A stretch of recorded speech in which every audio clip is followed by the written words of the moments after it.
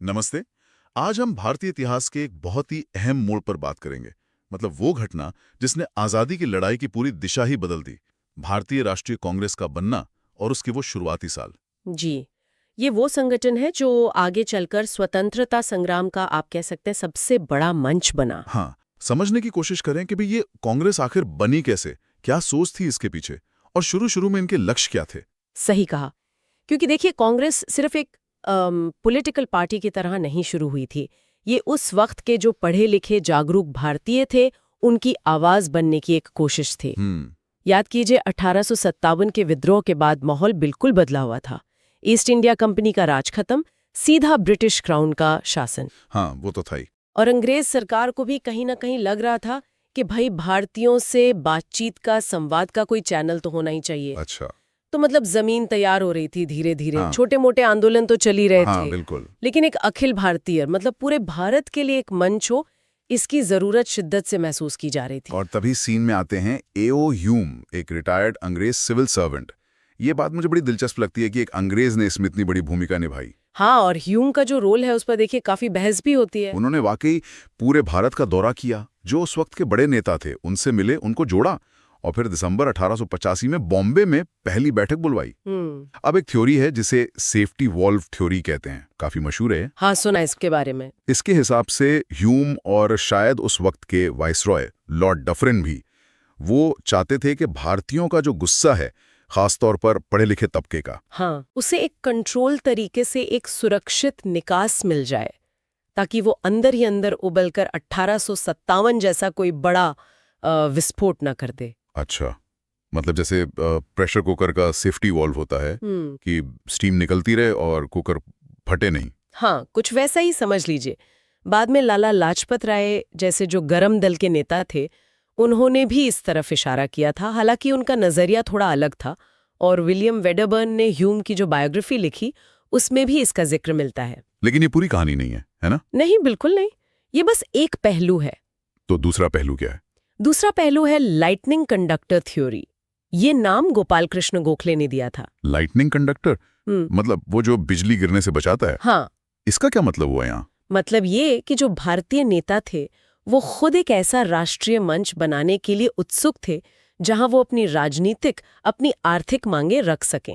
अच्छा। तो उन्होंने ह्यूम का इस्तेमाल किया, एक लाइटनिंग कंडक्टर की तरह। ह्यूम क्योंकि अंग्रेज थे, रिटायर्ड आईसीएस अफसर थे, उदारवादी छवि थी, तो उनकी मौजूदगी से इस नई संस्था को शुरू में ब्रिटिश सरकार के सीधे गुस्से या शक से थोड़ी सुरक्षा मिल गई। हाँ, ये बात तो है। अंग्रेजों को शायद लगा होगा कि चलो अपना ही आदमी एक तरह से। शायद। तो ह्यूम की आड़ में जो राष्ट्रवादी ताकतें थीं, वो एकजुट हो सकीं। जो आधुनिक इतिहासकार हैं जैसे बिपिन चंद्रा, वो मानते हैं कि ह्यूम एक कैटलिस्ट, एक उत्प्रेरक जरूर थे, लेकिन कांग्रेस का बनना असल में भारतीय राष्ट्रवाद के अपने उभार का नतीजा था। ये सिर्फ अंग्रेजों की कोई चाल नहीं थी। और वो एक षड्यंत्र सिद्धांत वाली बात भी है मार्क्सवादी इतिहासकारों की। हाँ, रजनी पामदत्त जैसे इतिहासकारों ने इसे एक सोची समझी साजिश कहा कि ये अंग्रेजों और भारतीय बुर्जुआ वर्ग मतलब मिडिल क्लास की मिली भगत थी, ताकि कोई बड़ी जन क्रांति ना हो पाए। तो मतलब कई परतें हैं इस कहानी में। खैर, ये जो पहली बैठक हुई वो भी बड़े नाटकी ढंग से हुई। पहले पूना में होनी तय थी, पर हाँ, पूना में हैजा फैल गया था उस वक्त, तो बिल्कुल आखिरी मौके पर जगह बदलनी पड़ी। और फिर 28 दिसंबर 1885 को बॉम्बे में गोकुलदास तेजपाल संस्कृत कॉलेज, वहां 72 लोग 72 डेलीगेट्स इकट्ठा हुए। और ये 72 लोग कौन थे, ये भी जानना जरूरी है शायद। हाँ, बिल्कुल। इनमें ज्यादातर वकील थे, पढ़े लिखे शहरी लोग थे। अगर धर्म के हिसाब से देखें तो करीब 54 हिंदू थे, सिर्फ 2 मुस्लिम और बाकी जैन और पारसी समुदाय से थे। सिर्फ 2 मुस्लिम 72 में से? हाँ, शुरुआत में मुस्लिम प्रतिनिधित्व बहुत कम था। और अगर सामाजिक संरचना देखें तो ऊंची जाति के हिंदुओं का प्रभाव साफ दिखता है, जैसे बंगाल से भद्रलोक, यानी जो पढ़े लिखे संभ्रांत बंगाली थे, बॉम्बे से चितपावन ब्राह्मण, मद्रास से तमिल ब्राह्मण, इस तरह के जो प्रभावशाली समूह थे। और आम लोग, किसान, मजदूर या फिर पुराने राजे महाराजे, जमींदार, वो सब नदारत थे। बड़े जमींदार, राजे रजवाड़े तो इसे शक की नजर से देख रहे थे। उनको लग रहा था कि ये नए राष्ट्रवादी विचार उनके हितों के लिए खतरा है। और आम जनता तक तो इसकी पहुंच शुरू में थी ही नहीं। बाद में बनी, लेकिन शुरुआत में नहीं। इसीलिए कुछ मुस्लिम नेता जैसे सर सैयद अहमद खान वो इसकी आलोचना करते थे। उन्हें लगता था कि ये हिंदुओं का संगठन है। अच्छा। और कुछ पुराने ख्यालात के हिंदू नेता भी थे जो इसे पश्चिमी असर वाला मानते थे। तो शुरू में ये वाकई एक तरह का कह सकते हैं एलीट क्लब जैसा था। पहले अध्यक्ष बने उमेश चंद्र बनर्जी, और उन्होंने जो शुरुआती उद्देश्य बताए वो काफी नर्म थे, है ना? ऐसा लगता है जैसे वो अंग्रेजों को बिल्कुल भी नाराज नहीं करना चाहते थे। बिल्कुल। बनर्जी ने तो यहाँ तक कह दिया था कि ये मंच ब्रिटिश सरकार के वफादारों और शुभ चिंतकों का है। अच्छा। हाँ, और शुरुआती उद्देश्य भी वैसे ही थे, जैसे देश के अलग अलग हिस्सों के जो पढ़े लिखे लोग हैं उनमें आपसी दोस्ती और मेलजोल बढ़ाना, धर्म, जाति, प्रांत के आधार पर जो पूर्वाग्रह हैं उन्हें खत्म करना, राष्ट्रीय एकता की भावना जगाना। जो उस वक्त के गंभीर मुद्दे थे उन पर पढ़े लिखे लोगों की राय जानना और दर्ज करना, और भविष्य में जनहित के कामों की रूपरेखा बनाना। मतलब सीधी टक्कर लेने वाली कोई बात नहीं थी। लेकिन सिर्फ दोस्ती बढ़ाने के लिए तो इतना बड़ा संगठन नहीं बनाया होगा, कुछ ठोस मांगे भी तो होंगी मन में। हाँ थी, बिल्कुल थी। भले ही तरीका नरम था लेकिन मांगे रखी जा रही थीं। पहला तो ये कि भारत को एक राष्ट्र के रूप में देखना, उसे मजबूत करना। फिर ये तय हुआ कि हर साल अलग अलग शहर में अधिवेशन होगा ताकि पूरे देश की भागीदारी लगे और क्षेत्रीय नेताओं को भी मौका मिले। एक ऐसा राजनीतिक मंच बनाना जहां भारतीय अपनी शिकायतें रख सकें, अपनी बात कह सकें। और सरकार तक कैसे पहुंचाते थे अपनी बात? याचिकाओं के जरिए, प्रस्ताव पास करके, भाषणों के जरिए लोगों में राजनीतिक चेतना जगाने की कोशिश थी। और सबसे अहम बात जो उस वक्त के हिसाब से थी कि ब्रिटिश राज के अंदर ही सुधार किए जाएं। किस तरह के सुधार मांग रहे थे ये लोग?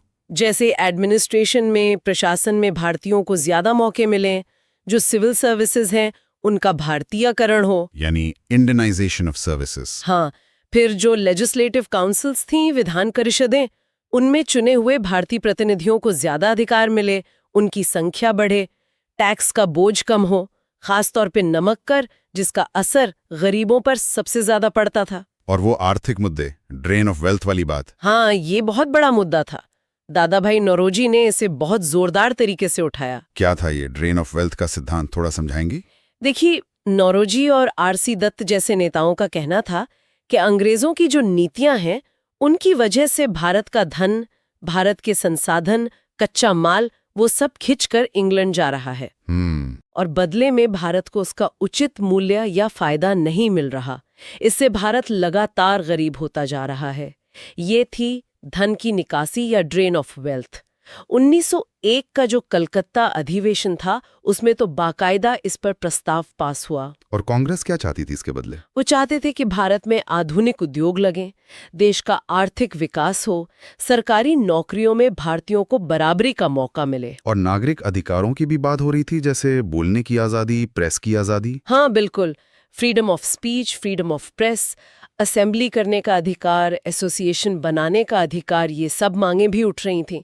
वो ब्रिटिश शासन के उन तरीकों की आलोचना करते थे जिन्हें वो अन ब्रिटिश रूल कहते थे। अन ब्रिटिश रूल, ये बड़ा दिलचस्प शब्द है। इसका क्या मतलब था? इसका मतलब था कि कांग्रेस के नेता ये कह रहे थे कि अंग्रेज भारत में जो शासन कर रहे हैं वो उनके अपने ही देश यानी ब्रिटेन के ऊंचे आदर्शों जैसे न्याय, निष्पक्षता, बराबरी के खिलाफ है।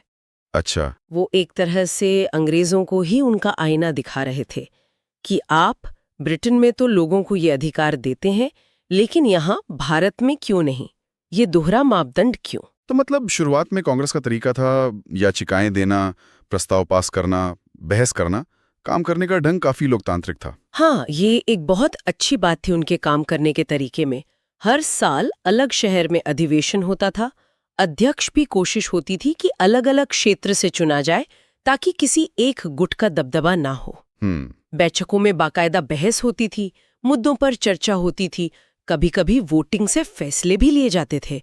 और एक दिलचस्प नियम ये भी बनाया गया था कि अगर हिंदू या मुस्लिम डेलीगेट्स का एक बड़ा बहुमत किसी प्रस्ताव का विरोध करता है तो उसे पास नहीं किया जाएगा। ये शायद अल्पसंख्यकों का भरोसा जीतने के लिए। हाँ बिल्कुल, 1879 में तो ये भी कहा गया कि विधान परिषदों में अल्पसंख्यकों को उनकी आबादी के अनुपात में प्रतिनिधित्व मिलना चाहिए। लेकिन सवाल ये है कि क्या ब्रिटिश सरकार इन सब मांगों को, इन याचिकाओं को सुन रही थी?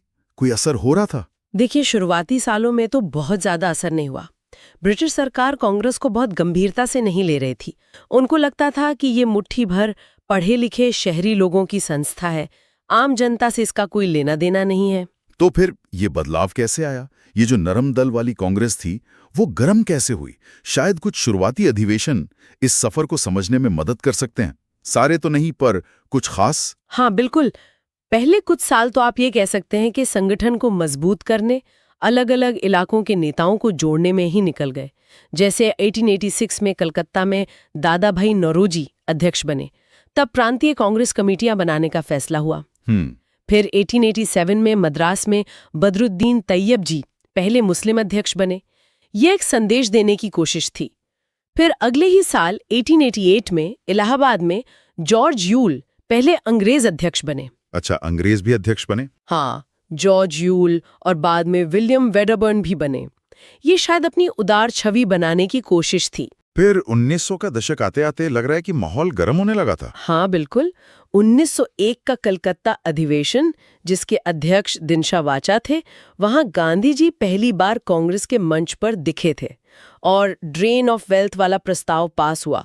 लेकिन असली जो टर्निंग पॉइंट आया वो था 1905 का बनारस अधिवेशन। गोपाल कृष्ण गोखले अध्यक्ष थे शायद। हाँ, गोखले अध्यक्ष थे और उस वक्त लॉर्ड कर्जन ने बंगाल का विभाजन कर दिया था। इस अधिवेशन में बंगाल विभाजन का जबरदस्त विरोध हुआ और यहीं से स्वदेशी आंदोलन की औपचारिक घोषणा हुई, यानी विदेशी माल का बहिष्कार करो, देसी अपनाओ। और फिर अगले ही साल 1906 में कलकत्ता में दादा भाई नौरोजी फिर से अध्यक्ष बने और इस अधिवेशन में पहली बार कांग्रेस ने स्वराज को अपना लक्ष्य घोषित किया। स्वराज? हाँ, हालांकि उस वक्त स्वराज का मतलब शायद पूरी आजादी नहीं था, जैसा बाद में समझा गया। तब इसका मतलब ज्यादातर ब्रिटिश साम्राज्य के अंदर ही स्वशासन या डोमिनियन स्टेटस जैसा था। लेकिन ये स्वराज मिलेगा कैसे?